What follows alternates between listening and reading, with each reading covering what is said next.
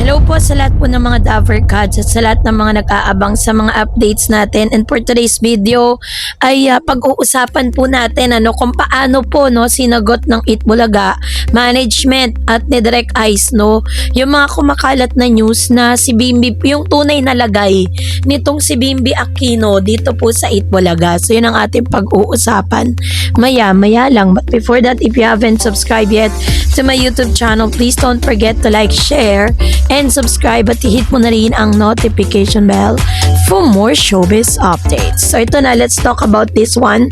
Dahil isa na naman pong fake news alert or walang katotohanan ang usap-usapang tinanggal o tsugi na si Bimbi Aquino Yap sa Itbulaga. Isang malaking clickbait at chismis lamang sa social media ang kumakalat na balita tungkol sa umunoy pagpapatalsik kay Bimbi Aquino. Ano nga ba yung totoong ganap? Mananatiling Dabar Cats ang segment lineup at roster ng host ay malinaw na nagpapatunay na kasama pa rin si Bimbi sa mga itinuturing na regular host or guest co-host ng programa. So bakit nga ba lumabas yung issue? Mabilis kasing kumalat ang mga gawa-gawang balita sa TikTok at YouTube mula sa mga clickbait channels na namamanantala. Yung parang sinasamantala nila yung kasikatan ng kanyang tambalan at mga paminsan-minsang pag-absent para mag-alaga sa kanyang inang si Kris Aquino. Patuloy pa rin kinagigiliwan ng mga manonood ang tsikahan at biruan ni na Bimbi at Raisa May Dizon, ang trending na baby tandem sa iba't ibang segments ng noontime show. Ligtas ang pwesto ng ating celebrity king. Tuloy ang ligaya at walang tanggalang mangyayari sa Dabar Cats family. So, yun po ay isang malaking fake news lang, Dahil yung mga chika na yun ay kumalat sa social media na tsugi, tinanggal na raw si Bimbi Aquino sa pamilya ng Itbulaga. Pero ang totoo, fake news lang to at walang anumang katotohanan. Ang usap-usapan ay nag-ugat sa mga clickbait YouTube channels, TikTok accounts, At ano nga ba yung mas malalim na narrative sa likod ng isyong ito? Sa mismo kasing commercial break reveal, sa mismong broadcast commercial lineup ng Itbulaga, ay isa-isang ipinakita yung mga host kung saan official na nakalista at kasama si Bimbi bilang isa sa mga kapamilya at legit Dabar Cats, Kasi meron po kasing, di ba, if you remember, doon po sa kanilang live video, may mga pag po nagkakaroon ng commercial break, meron pong mga sinisingit na mga videos.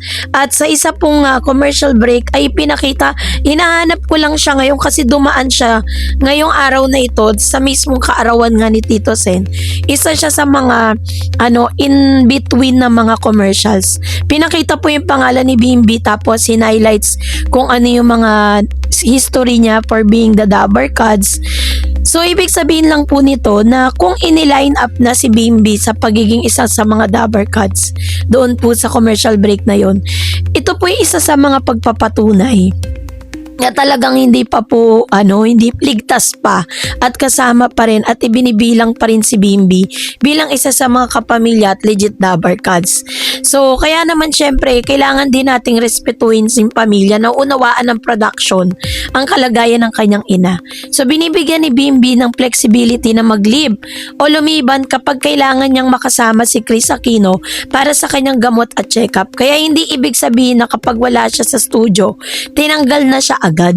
Diba? Yung tambalang maybe kasi patuloy ang magandang reception ng publiko sa chemistry nila Raisa May Dizon at ang kanilang palitan ng hirit at magaan na lukulitan sa iba't ibang segment ay isa sa mga inaabangan ng viewers tuwing tanghali. Kaya naman yung kanilang clickbait culture lumabas ang kontrobersya dahil sa mga digital content creators na gumagamit ng exaggerated headlines at gawa-gawa na kwento para lang makakuha ng views at engagement mula sa netizen. Kaya walang ginagawang internal shopping or pagtatanggal sa lineup ng Itbulaga. So which means nananatiling buo ang tiwala ng show kay Bimbi at patuloy pa rin siyang lalabas bilang host tuwing available ang kanyang schedule. Kumbaga napaka-lenient ng Itbulaga for Bimbi kasi naunawaan ng Itbulaga yung kalagayan ni Bimbi. Kasi meron din kasing 5 dahilan kung bakit malaking plus factor ang strategic asset para sa Itbulaga ang pananatili ni Bimbi Aquino Yap bilang bahagi ng Dabar Cats. Number one reason, yung unique demographic and Gen Z pool.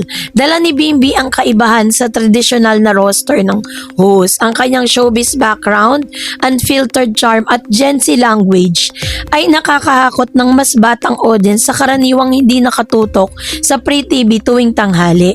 And of course, syempre, nakitaan din sila ng natural chemistry at trending potential, which is yung Maybe Tandem. Ang banter at nakakaaliw na dynamics sila Raisa May Dizon ay tuloy-tuloy na nagbabiral sa social media or TikTok, Facebook Reels at Shorts. So, ang ganitong organic engagement ay libreng organic publicity para sa show.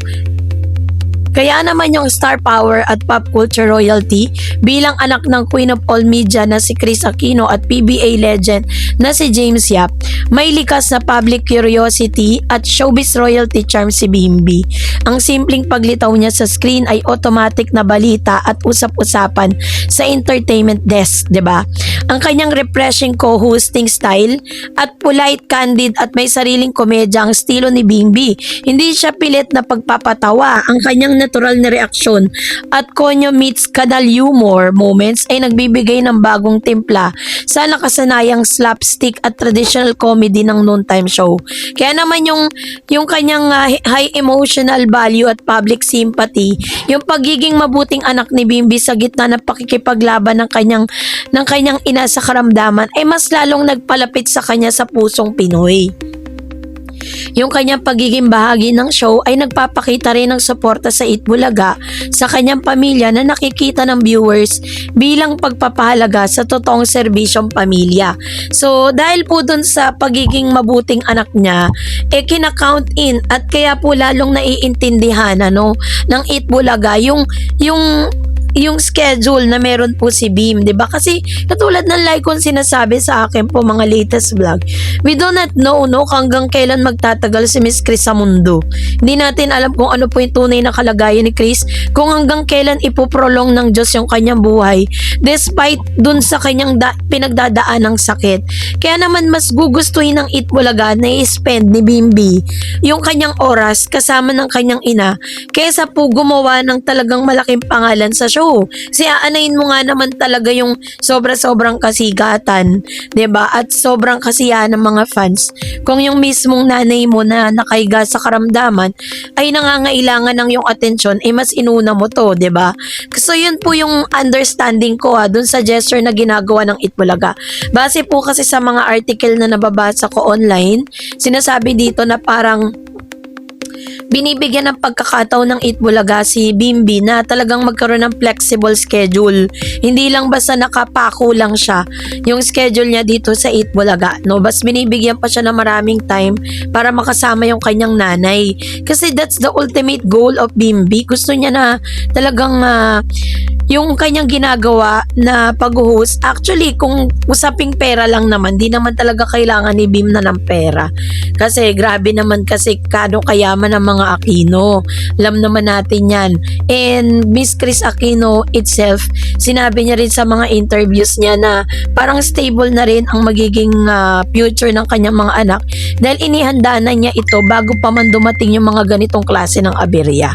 'Di ba? Kaya naman, wag na tayong masyadong mag-overthink sa mga bagay-bagay kung yung mga chika na lumalabas na chinugi na si Bimbi. That's really a fake news. Yan po ay dala lang ng mga imahinasyon ng mga fake vloggers. So wag tayo masyadong magpapapaniwala. So kayo po, anong niyang saloobin patungkol dito, mag-comment kayo sa comment section. And that's it for today. For more videos and updates, please don't forget to like and subscribe, and please don't forget to follow my Facebook page, Dareds TV and Dareds channel. God bless everyone.